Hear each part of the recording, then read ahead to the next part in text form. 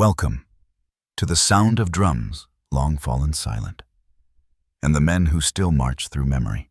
February 20th, 1864. Olustee, Florida. The air hung heavy, damp, thick with pine smoke and fear. In that stillness before the battle, you could hear the rhythm of boots in wet sand, the whisper of prayer under a breath, and the quiet heartbeat of men who had everything to prove and everything to lose. Among them stood a man named Henry James Sergeant Major of the 54th Massachusetts Infantry, one of the few black regiments trusted to fight in open battle. To history, he is a footnote, fate unknown. But to those who remember, he was something far greater, a man born in bondage, who died holding a flag that once refused to recognize him. The pines swayed that morning like specters, gray trunks vanishing into fog. Drums rolled. The blue line advanced. And Henry, once a slave in Georgia's cane fields, tightened his grip on a worn Springfield rifle and whispered a single name, his mother's, before stepping into the storm. He had escaped through swamps 2 years earlier, barefoot, starving, hunted like an animal. When he reached the Union lines, the officers hesitated.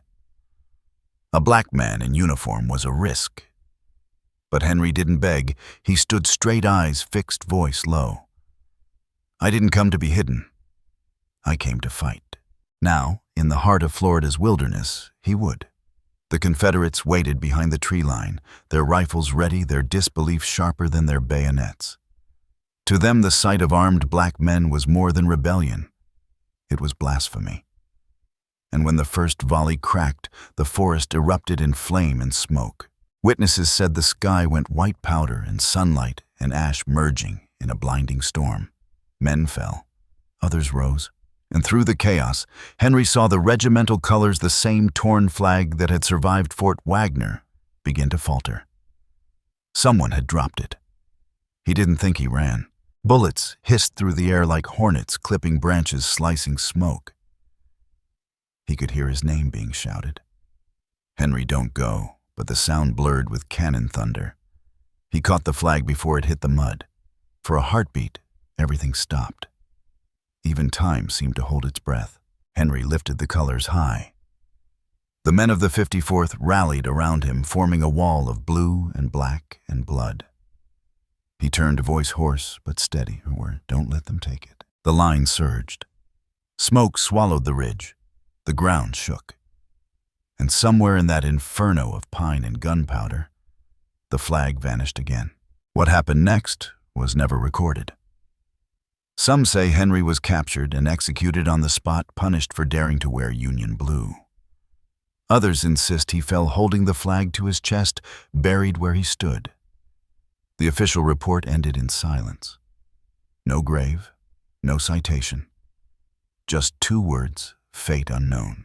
But memory, it seems, is harder to kill than a man. For generations, the locals around Lake City told another story. They said that on misty mornings, when the fog rolls low through the pines, you can hear it a single drum beat, faint, steady echoing through the ground. And sometimes, if the light hits just right, you'll see a figure standing in the smoke, tall, still holding a torn Union flag. No face, just a silhouette. Watching, waiting. Perhaps it's just a trick of the mist. Or perhaps the land remembers what the archives forgot. Because Olustee was not just another battle. It was a reckoning. A place where men once enslaved faced those who would rather see them dead than free. A place where blood soaked into soil that had known only chains, and for the first time, the earth drank freedom. Henry James didn't survive the day. But his story did pass down through whispers, songs, and dreams. They say the drummers of the 54th played one last rhythm that afternoon, not for retreat, not for victory, but for remembrance. A slow, steady cadence like footsteps fading into eternity. Tonight we follow those footsteps back into the smoke, into the mud and pine and silence, into the story of a man who was never supposed to be free.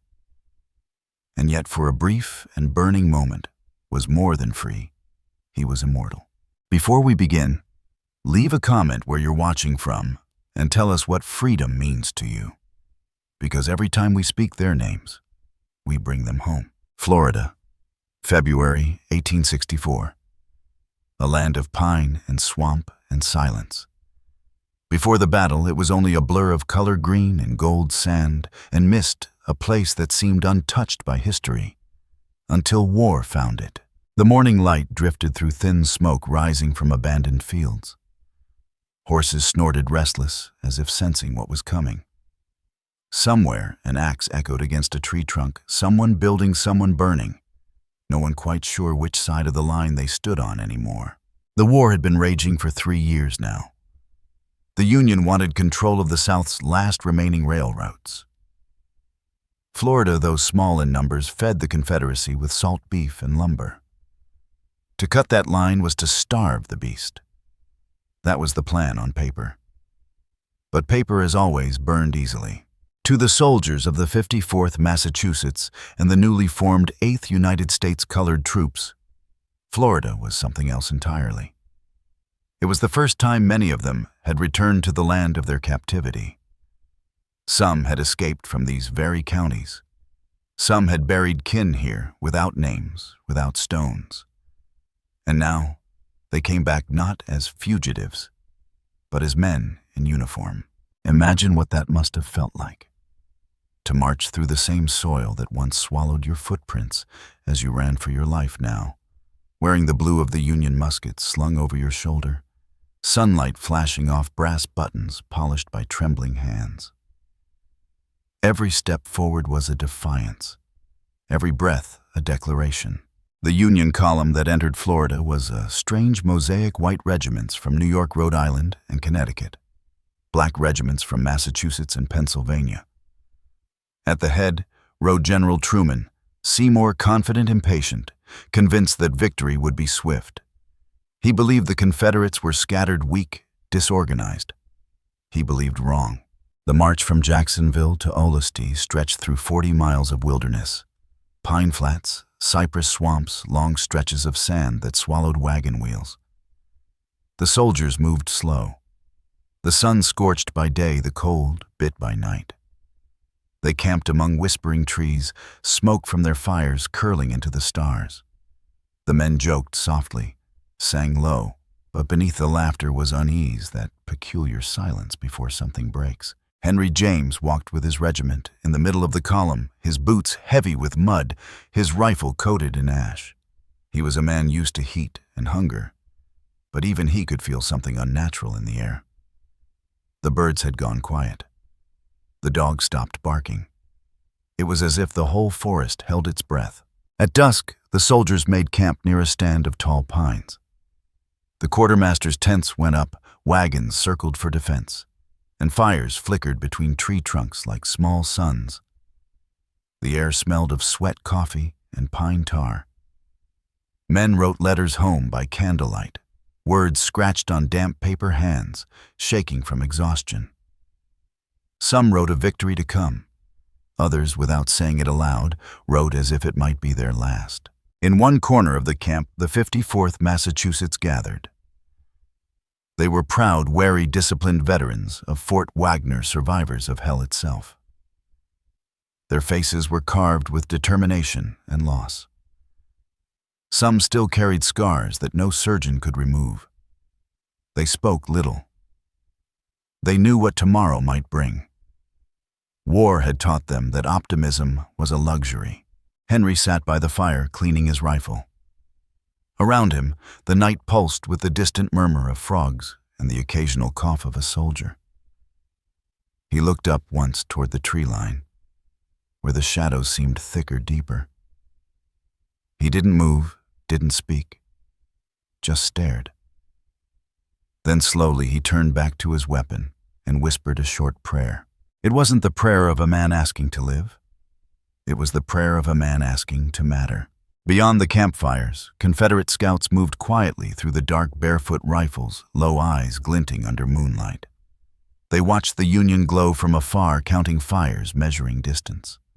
By morning, they would vanish into the trees, carrying the news, "The Federals are coming." But in the Union camp, there was no sense of danger, only a nervous rhythm of waiting. The officers passed maps from hand to hand, arguing by lantern light. Some warned that the enemy was closer than expected. Others laughed, confident in numbers, trusting in command. The black soldiers listened, but said nothing. They had learned that caution was rarely rewarded. Night deepened. The fires dimmed. One by one, men lay down on the cold ground, using their coats as blankets, their rifles as pillows. A horse whinnied, distant thunder rolled, or perhaps it was artillery, still too far to tell. Henry remained awake. He thought of the field where he had once picked cotton, until his fingers bled of the lash that had scarred his back of the morning he ran and never looked back. He thought of the faces of men who hadn't made it. And then he thought of tomorrow. He wondered if freedom once bought in blood could ever be kept. At dawn, mist clung to the trees. The camp stirred slowly, coughing, shuffling the sound of boots against damp earth. Breakfast was meager, just hardtack and coffee. The men checked their weapons, tied cartridge boxes, tight-adjusted belts. Orders came down the line, advance westward toward Olustee station. No one cheered. No one spoke. They simply moved, a river of blue threading through a forest of green. The pines closed behind them like a curtain. The march resumed. Steady, slow, endless. The sound of drums faded into the wind, replaced by the creak of wagons and the rhythm of boots. Somewhere in the front, a bugle called sharp, clear, then fell silent again. The land around them changed. Pine gave way to marsh, to open scrub. Sunlight shimmered on distant water. Smoke rose faintly on the horizon, a sign of campfires or destruction or both. Henry felt the weight of the rifle on his shoulder, the sweat down his neck, the rough fabric of the uniform clinging to his skin.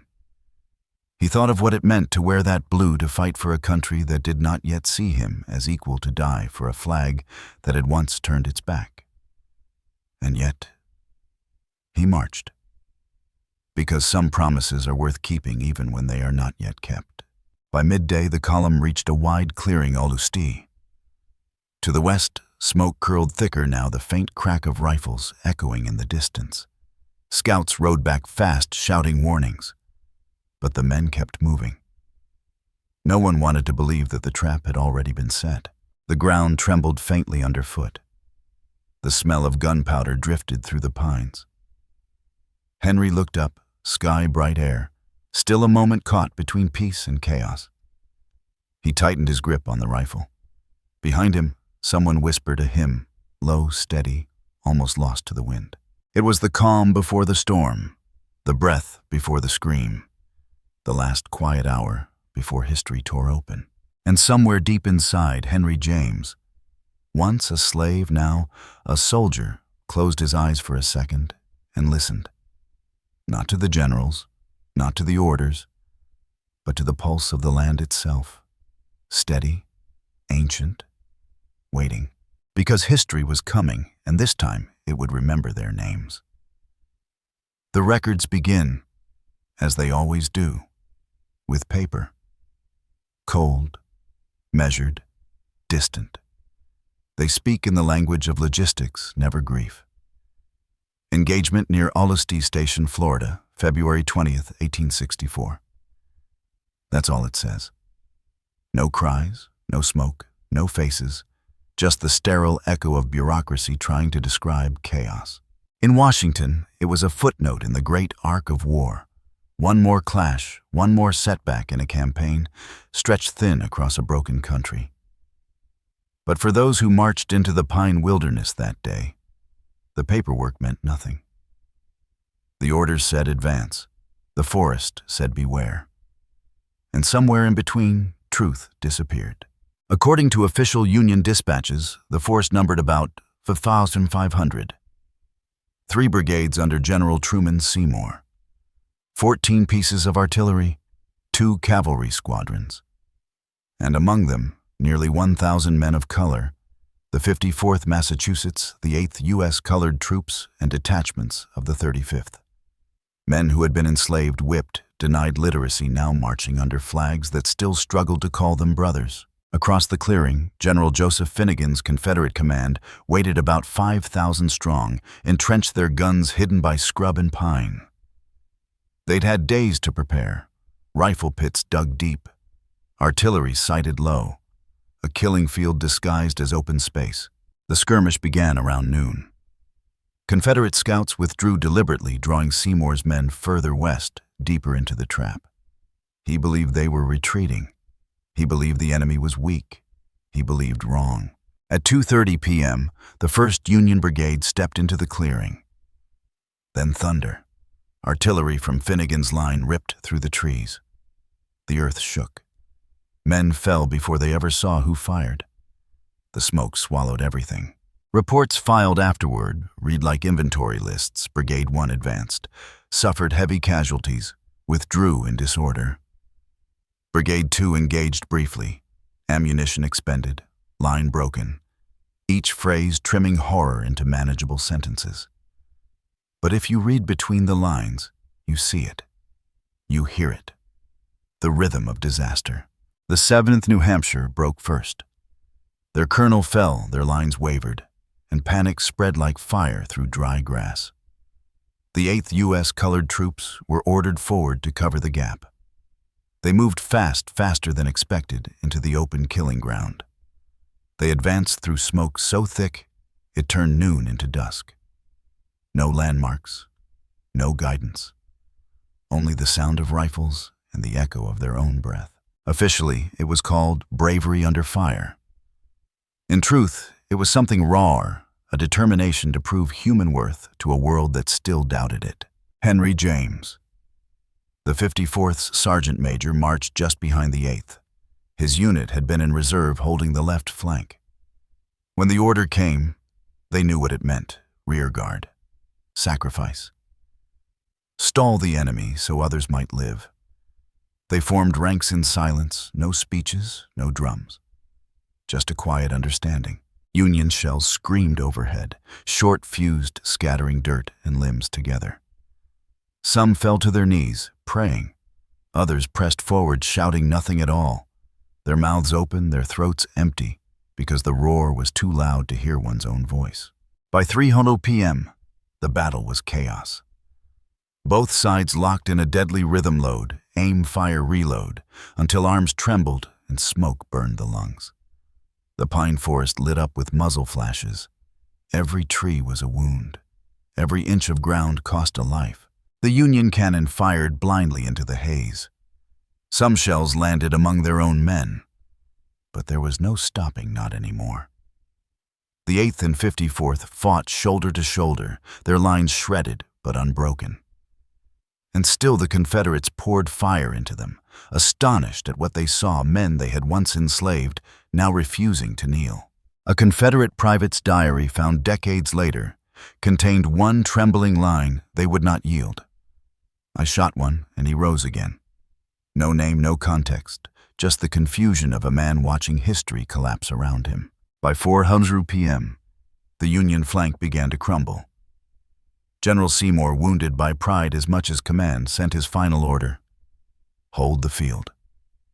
But the field was already lost. Bodies carpeted the sand. The smell of powder hung like sickness, and the sun, low red, merciless, watched it all. The official casualty list came later. 61 Union casualties, 946 Confederate. A neat arithmetic of death. Of the Union losses, nearly half were black. Many of the wounded left behind were executed after capture shot or bayoneted, stripped of uniforms, their bodies burned. It was not policy. It was hatred. And hatred on that field worked efficiently. The next morning, Confederate burial parties walked the field with shovels. Union wounded called for water. Some were given, most were not. There are reports conflicting, scattered, of wounded men buried alive, of soldiers forced to dig their own graves. But history hesitates here. It leans away from what can't be proven. because to acknowledge cruelty is to claim responsibility. Henry James does not appear in any list. Not dead, not captured, not returned.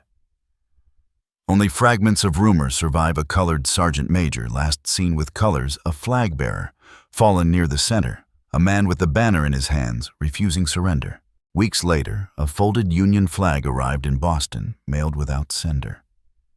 Accompanying it, a note written in careful script returned from Olustee found upon one who would not let it fall. No further details, no signature. Only that a trace of someone history had already decided to forget. The newspapers told another story. The Richmond Examiner called it a triumph over the Northern experiment, Negro soldiers running like sheep. The New York Times, desperate for optimism, printed colored troops showed valor despite defeat. Between propaganda and petty truth vanished entirely. Neither side dared to say it aloud. The men who had once been slaves had stood longer than the free. And yet, even as the ink dried, the myth began. In Jacksonville, locals whispered that the battlefield never cooled, that the pines still held the heat of that day. Farmers claimed tools rusted faster near Olustee. Hunters swore their dogs refused to enter certain patches of forest, whining tails down, eyes fixed on something unseen. In 1872, a former Confederate officer writing his memoir paused mid-paragraph, changed tone, and wrote, "There is a part of that field I shall not walk again." He never said why. The Freedmen's Bureau later cataloged testimonies from veterans of the 54th and 8th Regiments. One corporal described a great light in the trees. Another, years later, said he still heard the flag flapping in dreams. Their words filed away in dusty boxes labeled miscellaneous recollections. Pages torn, ink fading, but emotion undiminished. By the turn of the century, historians had reduced Olustee to a tactical note Union setback in Florida. Maps were redrawn, names erased. The colored regiments were merged, renumbered, forgotten. And yet, in the small black communities that formed around northern Florida after the war, places like Baldwin Lake City, Sanderson, the story lived on. They told their children that brave men had once marched through the pines singing freedom songs, and that when the wind blew west, you could still hear their chorus. That's the fracture line, the split between archive and memory, between the clean ink of officialdom and the messy truth of witness. The kind of gap that no historian can fully close, because fact tells you what happened. Folklore tells you why it mattered. And at Olustee, the two are inseparable, like smoke and breath. To read the reports is to study war. To stand in that clearing even now is to feel presence, a pressure underfoot, a weight in the air, as if the ground remembers everything the records chose not to say. They call it Olustee Battlefield State Park, now a quiet grove of restored pines and a stone monument. Visitors pass plaques etched with numbers. Few notice the gaps between them, the spaces where names should be. But the land knows. The land remembers. Because somewhere beneath those roots, beneath the long grass and the tourist trails, lies the man with the flag, the one who would not let it fall. Henry James, Sergeant Major, fate unknown, but never lost. Morning after battle. The forest no longer breathes, it only remembers. The air is still heavy with gunpowder, and the dew on the pine needles smells of blood. Somewhere far off, a crow calls once, and silence answers. When dawn broke over Olustee, it did not reveal a victory. It revealed a wound. Bodies lay twisted among the palmettos, faces, gray eyes, open to a sky that had turned the color of ash. Rifles leaned against trees, half buried in sand. A flagpole snapped in two, still jutted from the earth like a splinter in the land itself. There were no cheers, no songs, only the slow movements of men too numb to feel what they had survived. Those who lived were scattered, wandering the field as if searching for themselves. Some crawled toward the nearest well, cupping muddy water in trembling hands. Others tore strips of uniform to bind what could not be saved. Every breath carried the echo of someone else's last. Among them was Private Elijah Turner, 8th U.S. Colored Troops, barely 19. He had gone into battle believing that courage would be enough. Now, sitting beside a fallen friend, he stared at the blood on his palms and whispered nothing. His eyes were hollow, his youth spent in an afternoon. Nearby, a white soldier from New York, pale shaking, still clutching his musket, looked at the men of color who had refused to retreat and could only murmur under his breath. Not words of pity, but disbelief. He had seen them stand when others ran. He had seen what equality looked like, and it terrified him. In the distance, Confederate burial parties moved methodically, step, dig, cover. The ground swallowed the evidence, but not the memory. Each shovel of dirt fell like punctuation ending sentences no one had finished speaking. By noon, the sun returned merciless as command. Vultures circled. Wounded horses cried out, then fell silent. A thin smoke rose from piles of debris uniforms. Cartridges, bodies burned together. There are records that mention disposal of enemy dead. They do not mention mercy. Weeks later, Union soldiers sent to recover the fallen would find charred bones, melted buckles' teeth blackened by fire. They marked the places on a rough map, but not the names. Those, they said, were already gone. South of the field, in a small cabin near Ocean Pond, a black woman named Hester Green tended the wounded who managed to crawl from the woods. She had once been enslaved there, now freed yet bound again by what she saw. Her hands moved steadily from one wound to the next. Cool cloth whispered prayer, neither doctor nor nurse, just human. One survivor, feverish, kept asking for the man with the flag. Hester didn't know his name. But each night as she cleaned the blood from her floorboards, she said she felt a wind move through the house, a faint rustle, as if someone passed carrying cloth. In town, the talk was quieter. Defeat had a smell that lingered. The white citizens spoke of strategy of triumph, of putting the Negro back in his place. But the freedmen who heard them knew better. They saw the soldiers' faces as they passed through, tired, haunted, older than their years. They understood that something irreversible had happened in those pines, something that no victory could undo. Henry James was never found, but those who survived swore they saw him last, holding the colors high, his mouth open in a shout drowned by thunder. A corporal claimed that even after the flag fell, he kept walking into smoke, into fire, into legend. Another said that when the 54th regrouped at Sanderson, a torn scrap of blue cloth lay in their wagon blood, dried along the hem, no one knowing how it got there. The war would go on, hundreds more battles, thousands more names. But for the men of the 54th and 8th Olustee would become the ghost that walked beside them. They carried it into every march, every dream, every silence after prayer. And when they sang in camp at night, their voices had changed lower, slower, weighted with something beyond melody, a grief too vast for sound. In the months after, those who could write sent letters home. Not about glory, not about courage, but about ghosts. One wrote, "I think I heard them still marching in the trees." Another, "The pine woods speak when the wind blows west." Those lines never made it into the archives. But in certain church hymns from Jacksonville passed down through generations, the rhythm remains. A steady beat, soft and defiant like boots against damp ground. Years later, when Reconstruction began, the survivors of the colored regiments returned briefly to Florida. Not as soldiers this time, but as laborers, teachers, ministers. They visited the field again, older, now slower, carrying new scars. The land had changed, the forest regrown, the graves untended. But as they stood in the clearing, they said it still smelled of smoke.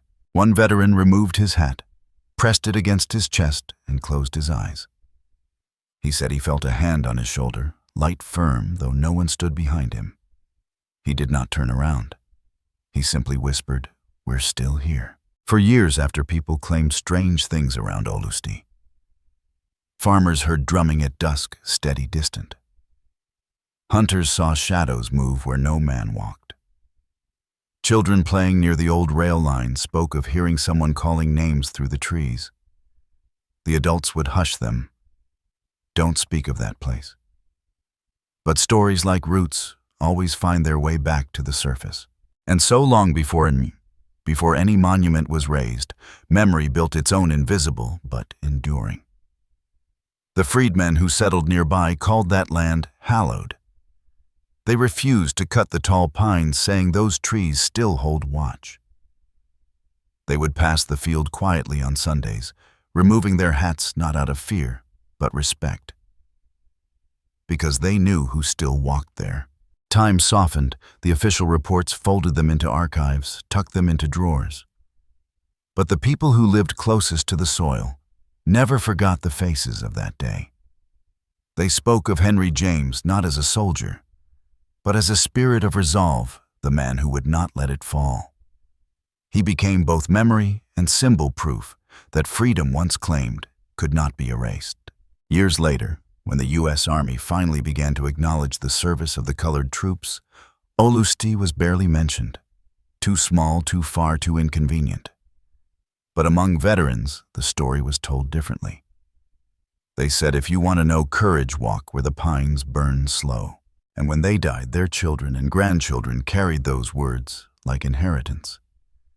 They taught them not from books, but from silence. Because silence, they said, was where the truth lives longest. So the men of Olustee remain not in stone, not in text, but in breath. In the rustle of pine needles, in the hum of wind that crosses the clearing, in the faint shimmer of air that rises when the sun hits the old tracks. They are there still, marching through memory, carrying a flag no longer visible to the eye, but unmistakable to the heart. And every February, when the light slants low and the smoke of history feels close again, someone standing in that field might pause, sensing it. The pulse beneath the soil. The unbroken rhythm of men who once rose against the impossible and never truly fell. After Olustee, history went silent. The war rolled north again, new names, new fields, new blood. Florida faded from dispatches reduced to a single sentence in official summaries. Engagement unsuccessful. Federal forces withdrew. But silence has a way of echoing. Months later, when the Freedmen's Bureau began collecting testimonies across the South, the name Olustee surfaced in whispers, not in glory, not in shame, but in grief. Agents sent to Florida in 1866 wrote that freed people still refused to travel through the pine tracks west of Lake City.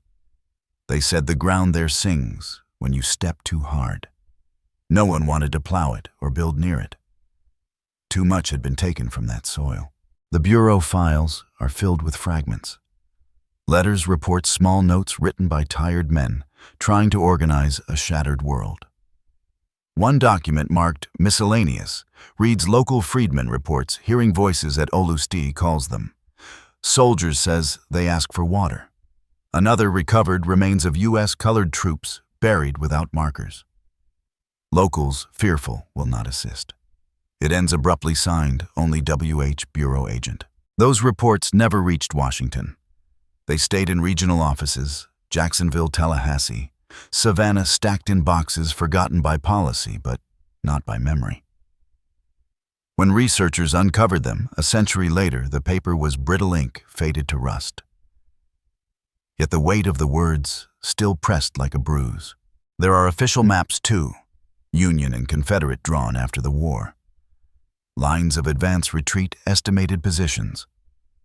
But when you overlay them, something strange appears, a blank space, an area of forest not marked by either side. A dead zone. Neither army claimed it. No records mention it. But oral histories call it the Hollow. Local freedmen built small settlements around that hollow after the war, clusters of cabins near Sanderson and Baldwin, where the survivors and their families could live beyond the castes of those who had once owned them. They cleared land, planted corn, raised children who would never know the sound of chains, only the stories of men who broke them. In those communities, the story of Henry James grew like a vine, spreading, changing, refusing to die. Some said he was taken prisoner and hanged near Lake City, his body left unburied as a warning. Others believed he escaped into the swamps, wounded but alive, and lived among Maroons, the runaways and Seminoles who had resisted for generations. And still others swore that his spirit walked the field, carrying the flag no storm could tear. Fact and folklore impossible to separate. Each feeding the other, each keeping the story alive when no record would. In 1872, a small article appeared in the Christian Recorder, a black newspaper in Philadelphia. It spoke of a brave man of color who carried the banner at Olustee and was never seen again. The author, anonymous, wrote that his courage was proof of the divine. It was the first time Henry James's act appeared in print, though, without his name. Still, it was enough. In communities of freedmen from Georgia to the Carolinas, that short column spread like scripture. Church preachers used it in sermons. There are battles the world forgets, but heaven remembers. Mothers told it to sons learning to read.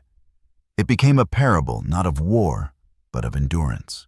The Bureau's ledgers list new freedmen's schools opening in Florida that same year. In one Baldwin colored school, the roll book from 1873 shows a teacher's note in the margin. Beside a handwriting exercise, "Do not let it fall." Those words, small and simple, became a motto. They weren't teaching grammar. They were teaching legacy. Meanwhile, the official memory of Olustee froze, trapped between shame and indifference. In Northern history books, it was a mistake. In Southern accounts, a victory too uncomfortable to celebrate. Neither side spoke of the black dead.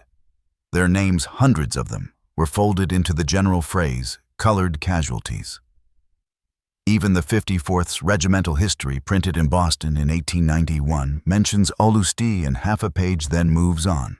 But in Florida's oral tradition, the field became sacred ground. Freedmen refused to hunt there, claiming the deer avoided it too. They said lantern lights appeared on foggy nights, drifting among the trees. Not fireflies, but soldiers' lamps, still searching for the fallen. Children grew up warned not to follow those lights, or they'd join the march that never ends. In the early 1900s, a WPA folklorist recorded the testimony of Amos Redding, grandson of one of the 8th Regiment survivors. He said his grandfather told him that on certain nights you can hear them drilling in the trees, slow steps, then a stop, then slow again. When asked if he believed it, Amos laughed softly.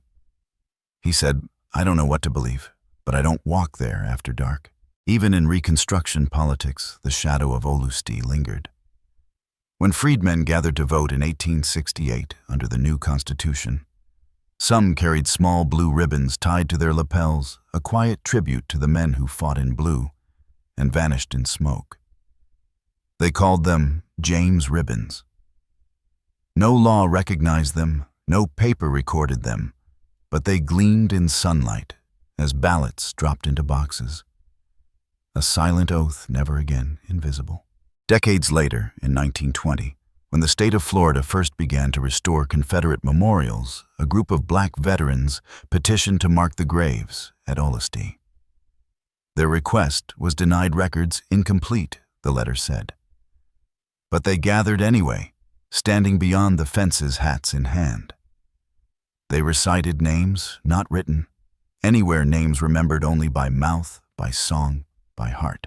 By the 1940s, the battlefield was turned into a state park. The plaques listed the Union and Confederate commanders, the artillery pieces, the troop numbers. Not one mentioned the 54th or the 8th. Tourists came. They read about a Confederate victory. They took photos of cannons and trees. And the wind moved quietly through the grass, carrying everything those plaques left unsaid. It would take another century for historians to dig through the Bureau records again to find the folded letters, the lost note from Boston, the scribbled witness reports. One archivist wrote in 1974, "Evidence of unidentified colored troops at Olustee is overwhelming. But no personal accounts survive intact. He was wrong. They survive, just not in ink. Because history keeps two ledgers, one written by those with pens and one by those with memory. In churches along the Florida-Georgia line during Black History Month, elders still tell the story. They call it the man who would not let it fall. Some believe Henry James was real. Others say he was everyone a symbol for those erased. But when they speak, the room grows quiet, as if the past leans closer to listen. And maybe that's what history really is. Not documents or plaques, but voices. The low murmur that refuses to fade. The breath that carries truth across generations. Because for every fact forgotten, folklore remembers. For every record lost, a song survives.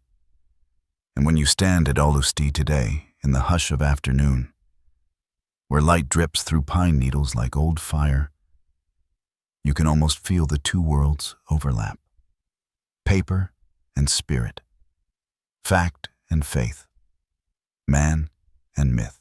There at that invisible crossroads, Henry James still stands, neither living nor gone. Flag in hand, waiting for the world that forgot him to finally look his way. And when the wind moves slow, deliberate through the pines, it sounds like pages turning. Not in books, but in time, for more than a century. Henry James was a rumor, a name without a grave, a courage without a witness. The archives had erased him gently, efficiently, as only time can. But some truths refused to stay buried. It began as many discoveries do by accident. In 1978, a historian named Dr. Miriam Cole, one of the first black women to join the Florida Historical Society, was cataloging Civil War correspondence in an unlit storage room of the state archives. Dust floated like ghosts in the beam of her flashlight. She opened a bundle of letters tied with cotton string. Inside, among ordinary reports and requisitions, was something else. A note, folded brittle, dated March 1864. The handwriting was uneven, the ink faded to sepia. It read, "The colors are safe, taken from the field by the sergeant major. He fell near the pines by Ocean Pond. Tell the families he did not drop it. No signature. Just initials H.J. written at the bottom corner." Dr. Cole stared at it for a long time. She couldn't tell if the initials belonged to the writer or the man the letter was about. But the timing, the phrasing, the place, everything pointed to the 54th Massachusetts and to the legend of the flag that never fell. She traced the document back to a shipment of Union records recovered from Charleston in 1865. Some had been mislabeled, others stored under miscellaneous. That single note, 80 words at most, cracked the silence wide open. It was the first physical evidence linking a sergeant major to the flag's rescue at Olustee. Still, even proof bends beneath history's weight. Her colleagues dismissed it, a clerical remark probably meaningless. They said the handwriting was inconsistent, the initials inconclusive. But Dr. Cole felt it, that pulse between the lines. The living thread that runs through every forgotten story. She kept digging. In an old regimental quartermaster's log from the 54th, she found an unexplained entry dated the same week. One flag returned smoke damage edges, torn provenance uncertain. The handwriting matched. So did the ink.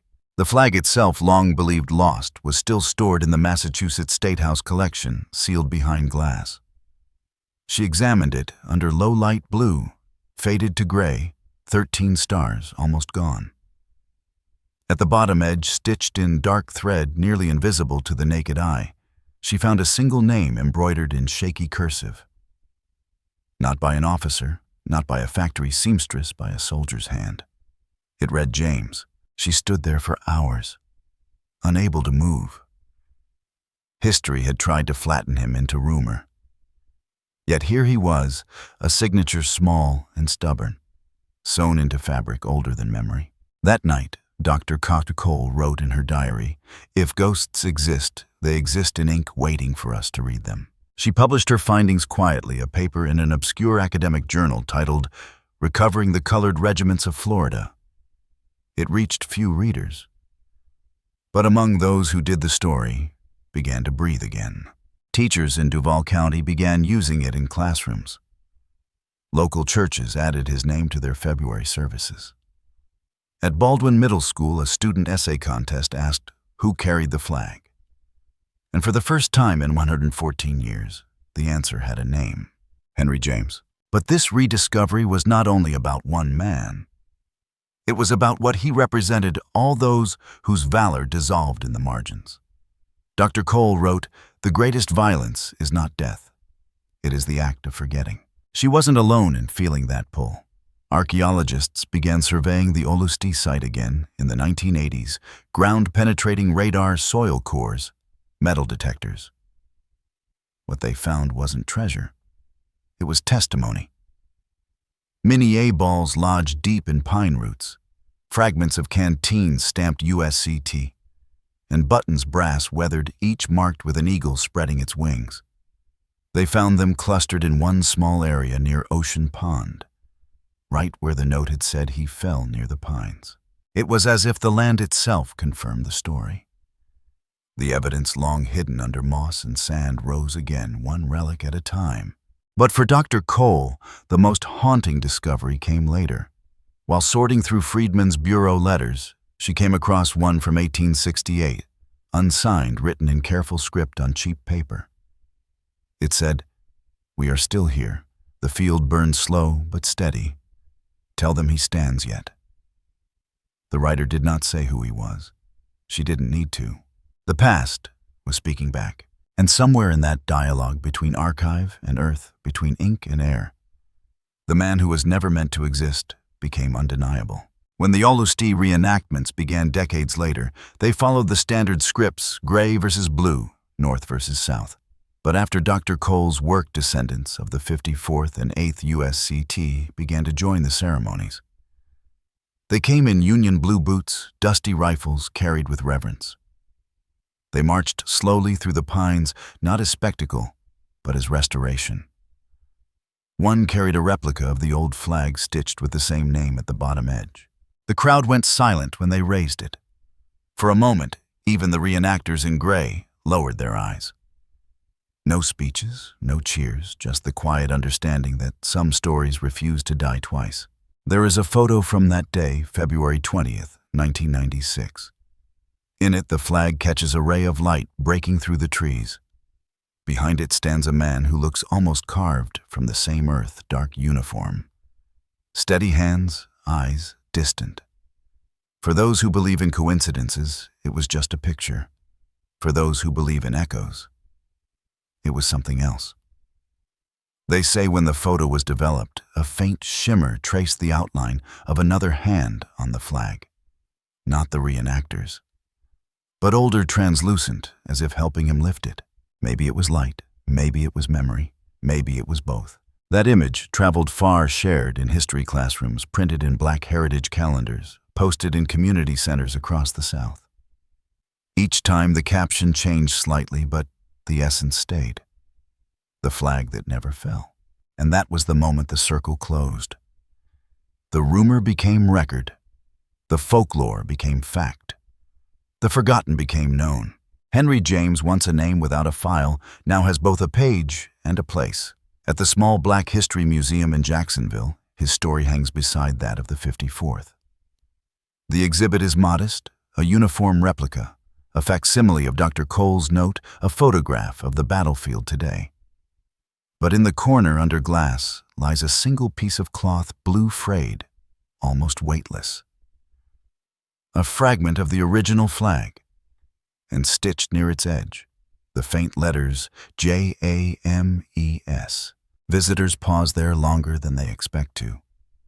Some whisper prayers, others simply stare, because in that small square of fabric history breathes again, the climax of a life and a century of silence meeting in one single thread, a flag that refused to fall, a man the world refused to see, and a country still learning how to remember. Today, the field at Olustee looks ordinary. Just pine and sunlight, birds crossing between shadows, a breeze too gentle to remember war. Tourists walk the trails reading plaques that tell half the story: Confederate victory, Union retreat. The words are neat, polished, safe. They never mention what was lost beyond the count of bodies. Yet if you listen, truly listen, the air still trembles. The ground hums low like an echo refusing to fade. Because memory once awakened does not rest. It waits. In 2014, 150 years after the battle, descendants of the 54th Massachusetts and 8th U.S. Colored Troops gathered here again. Some wore reproduction uniforms, others church clothes. They came from Boston, Savannah, Tallahassee, carrying banners, photographs, and prayers. The sun hung low, warm and gold, the same color it must have been on that day, long ago. They marched in silence through the clearing. No drums, no bugles, just the steady rhythm of feet. And when they stopped, a minister stepped forward and said softly, "For those who were never buried, stand with us now." A pause, a hush, and then the wind moved through the pines. Some swore they heard another rhythm, faint and slow, as if 1,000 invisible soldiers answered. History at last was listening back. For the first time, the state of Florida officially recognized the black regiments who fought at Olustee. A small plaque was placed near the edge of the field. Simple words. No grand monument, no marble glory, just truth. In honor of the United States Colored Troops who fought here for freedom, 1864. Beneath it, the list of known regiments. And one final line. Some names remain unknown, but never forgotten. Henry James is not carved there. But his spirit, his defiance, runs through every letter. The ceremony ended quietly. Families lingered, touching the soil, tracing names with their fingertips. An old man from Massachusetts bent down, picked up a handful of sand, and let it fall through his hands. He said nothing, just nodded once, eyes closed. Later that evening, as the crowd left and the sun slipped behind the trees, the field grew still again. The air cooled. The first fireflies appeared glowing faintly over the grass. For a moment the clearing looked alive with small moving lights, and those who saw it felt something between comfort and sorrow, as if the past had lit its own candles. Fact says the battle ended in 1864.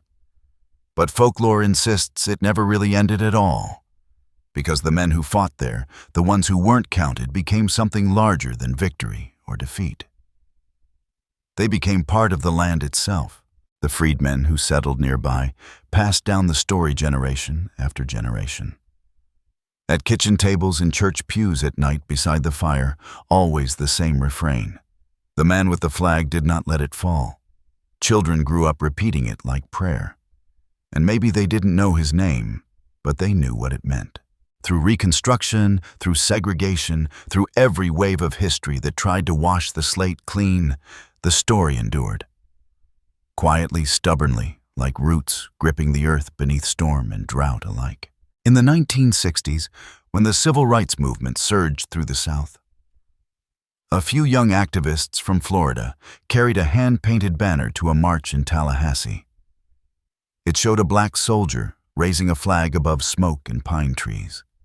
Across the bottom, 3 words, "He did not fall." They didn't know it then, but they were carrying Henry's story too.